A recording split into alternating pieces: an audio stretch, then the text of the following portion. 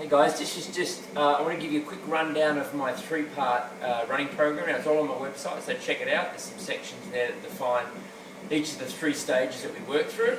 But really quickly today, in, well, hopefully under 3 minutes, I'm going to give you a quick rundown on what we will go through in those three parts. What I want to work on first and foremost is the three areas of your run stride that may very well be inefficient, and of course we'll be videoing them and analysing and critiquing them together to determine whether you are ever slightly perhaps inefficient in your run stride.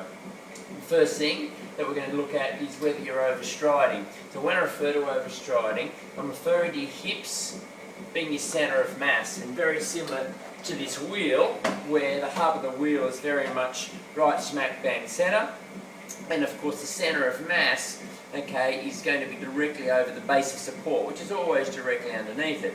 So if I were to land out ahead of my hip, out here, I'm going to refer to that as overstriding, which means each time my leg comes down, if I hit out here somewhere, you can see my quadriceps will respond, and then my forward momentum, which is going this way, is going to ever slightly stop. And then of course I've got to use muscle mass to get up and over that stride.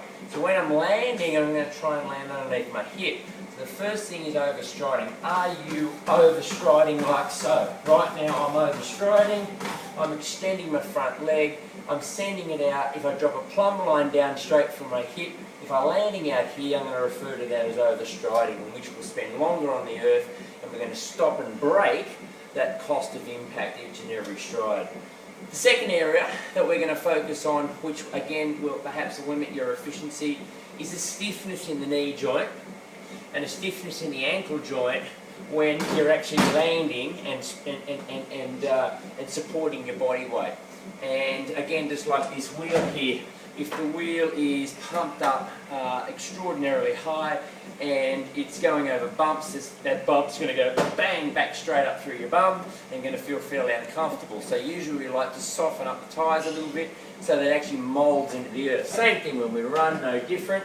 It's I'm trying to relax and push in the actual impact both. So my ankles and knees are somewhat softer on impact. So rather than hit out heavy and stiff my knees up, and you need to soften them up, and there's a point of relaxation on impact that gives you that cushioning each and every blow, which soften up your knees, hips, ankles, shins, and so on.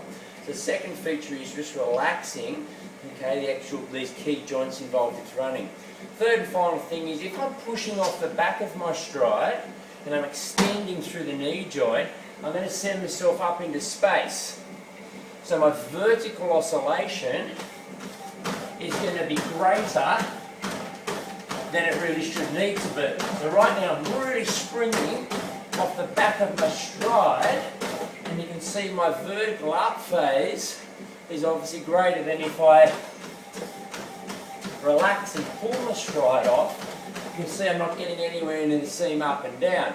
Obviously any object that falls from a greater height is going to be challenged further, okay, on impact the higher I am. So we're going to look at trying to flatline your vertical oscillation a little bit more.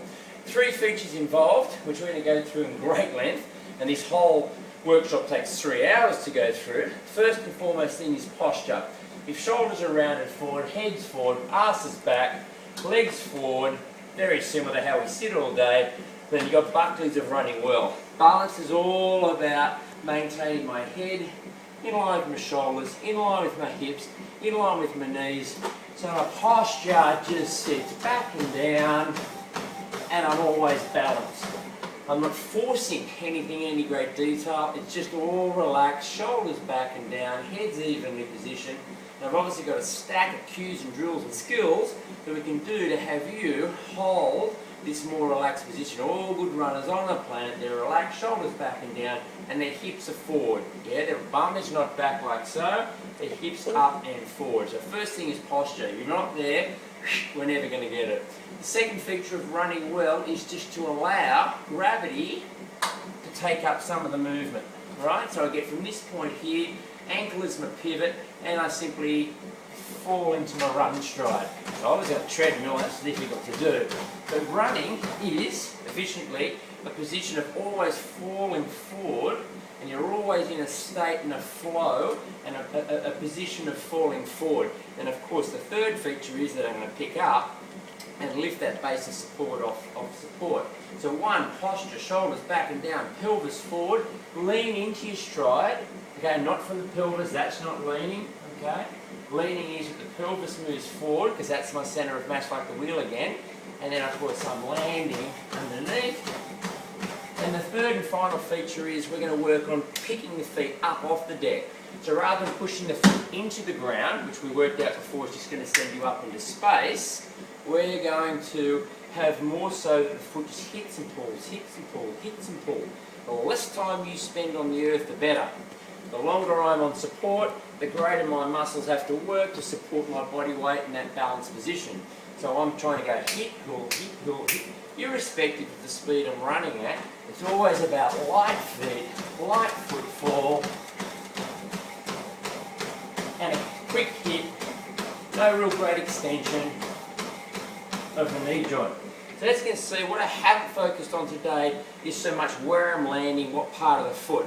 With all my years of experience, it's more so get someone balanced, understand the physics of mechanics and how it moves forward from the pelvis, relax the body, get the foot up and off, and all of a sudden you're probably going to land, yes, underneath your hips, again like the wheel, directly underneath it, and then of course the likelihood is you'll probably be somewhere around the forefoot with a relaxed ankle joint.